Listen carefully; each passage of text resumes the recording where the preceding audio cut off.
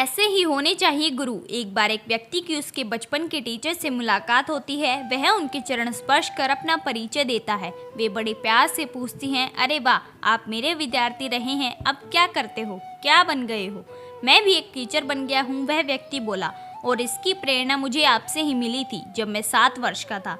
उस टीचर को बड़ा आश्चर्य हुआ और बोला कि मुझे तो आपकी शक्ल भी याद नहीं आ रही है, उस उम्र में मुझसे कैसी प्रेरणा मिली थी? वो व्यक्ति कहने लगा कि यदि आपको याद हो तो जब मैं 4th क्लास में पढ़ता था, जब एक दिन सुबह सुबह मेरे सहपाठी ने उस दिन उसकी महंगी घड़ी चोरी होने की आपसे शिकायत की थी। आपने क्लास का दरवाजा बंद करवाया और सभी बच्चों को क्लास में पीछे एक साथ लाइन में खड़ा होने को कहा। फिर आपने सभी बच्चों की जेब टटोली थी। मेरी जेब से आपको घड़ी मिल गई थी, पर क्योंकि आपने सभी बच्चों को अपनी आंखें बंद रखने को कहा था तो किसी को पता नहीं चला कि घड़ी मैंने चुराई थी। टीचर, उस दिन आपने मुझे लज्जा व शर्म से बचा लिया था और इस घटना के बाद कभी भी आपने अपने व्यवहार से मुझे यह नहीं लगने दिया। आपने बिना कुछ कहे मुझे क्षमा कर दिया था और दूसरे बच्चे मुझे चोर कहते इससे भी बचा लिया था।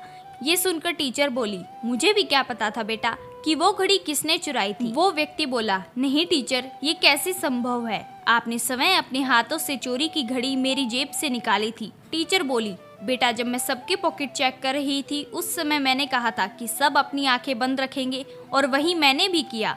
ऐसे ही होने चाहिए गुरु, ऐसे ही होने चाहिए घर के बुजुर्ग, गांव के मुखिया, जो सबको बैलेंस करें, कमियों को दूर करें और खूबियों को निखारें।